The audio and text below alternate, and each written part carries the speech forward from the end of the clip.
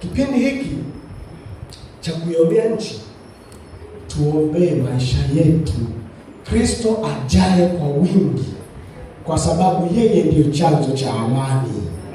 Jamani, Bwana asifiwe sana.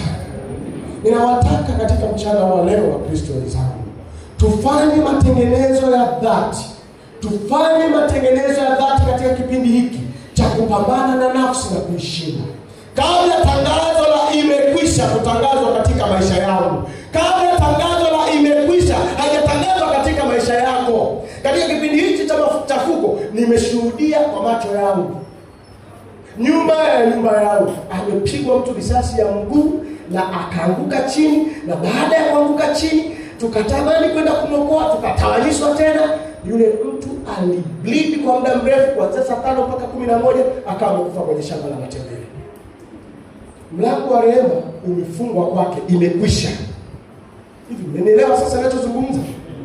Hakuna mtu ambaye anajua imekwisha. Tangazo la imekwisha itatangazwa muda gani katika maisha yako? Na hakuwa na habari. Unajua kwa nini? Alikuwa anatoka kununua mkate pamoja na Chinese. Amekufa nazo pale. Hakuna mtu anayejua mlango wa rehema itafungwa saa ngapi. Tunapozungumza tabu ya Yakobo, tunaizungumza tabu ya Yakobo ambayo itakuja kutangazwa kiujumla. Yesu atakaposema imekwisha kule patakatifu juu mbinguni, tangazo hilo litaamsha hari ya wale wapinga Kristo kwa kusema ya kwamba unajua changamoto hizi tunazozipitia kwa nini? Kwa sababu hao wanaoshika amri za Mungu wanaleta balaa. Kwa hiyo mtafutano utaanza. Watu watateswa, watu watauawa, watu watafungwa. Vitabu vinasema ya kwamba kipindi hiki kama kingeongezwa kidogo, asingekuwepo mtu yoyote ambaye angeweza kusaidika. Tunayo rehema, tunayo neema ya kukaribia kiti cha enzi, kwa sababu Kristo Yesu bado yuko katika chumba cha patakatifu na ameendelea kuomba kwa ajili yangu, ameendelea kuomba kwa ajili yako. Muda huu ni muda wa kupambana. Salimisha nafsi, hakikisha unaishinda nafsi, ili Kristo anapotangaza imekwisha, hata sasa hivi kimetangazwa imekwisha kwako, uwe katika sehemu salama. Jamani, Bwana asifiwe. Nikamwambia jamani, kuna faili lako limefungwa. Kwa tunajifunza pia, faili lako limefungwa. Faili ikoje? Tutajifunza vizuri. Ndio maana nikasema hivi, unabii ni mzuri, unabii ni mtamu. Inatuelekeza wapi tulipotoka, wapi tulipo na wapi tunapokwenda. Katika mchana wa leo, mada hii ni pana, inaendelea. Maana ina maisha ya sasa, lakini ina maisha baadaye.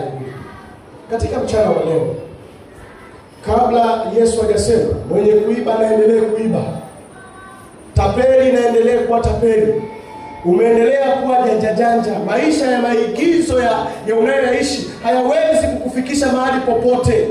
Maisha ya unafiki hayawezi kukusaidia chochote. Utakuwa umepoteza muda mwingi katika dunia hii, umepoteza muda mwingi kwa kupasha kiti joto hapa kanisani, lakini mwisho wa siku Kristo anapokuja, niwe mtu kukataliwa, itanifaa nini? Tumekuwepo hapa tukiimba pamoja, tunaenda Sayuni, lakini Kristo anapokuja na kwa mtu kukataliwa, itakufaa nini? Tunaye nafasi sasa hivi ya kutengeneza mambo yetu. Na kama mnadhani kwamba huu ni muda wa kuendelea kula na kunywa, nataka niwaambie mlango wa rehema utafungwa kwako, utafungwa kwangu, na nitakuwa mtu kukataliwa. Na niwaambie, chochote ambacho tunakifanya kila siku kinakuwa recorded. Yaani nisikilize vizuri katika hili. Yaani hata chatting ninazochati mimi na wewe, tukibishana Simba, Yanga, Simba, zinaandikwa. Hamwezi kuelewa. Kwani Biblia imesema? Si amesema kila neno? Si imesema kila neno? Kwa hiyo unataka kusema Mungu ni mwongo? Kila neno baraka litaletwa wapi? Litaletwa wapi? Faili litaletwa. Hili ni faili la Boniface Shomala Kagose. Mwaka 2000 na ngapi alikuwa mzee wa kanisa. Tarehe fulani alikutikana katika viunga fulani. Faili litaletwa, lakini miisho ikiwa ni vizuri, nitakuwa ni Israeli. Bwana asifiwe. Yaani sikiliza, haijalishi umetembea na Kristo kwa muda gani, lakini tunachoangalia ndipo kwenye kipekee. Inaangaliwa umemalizaje mwendo, na haijulikani ni muda gani filimbi itapulizwa imeisha kwako.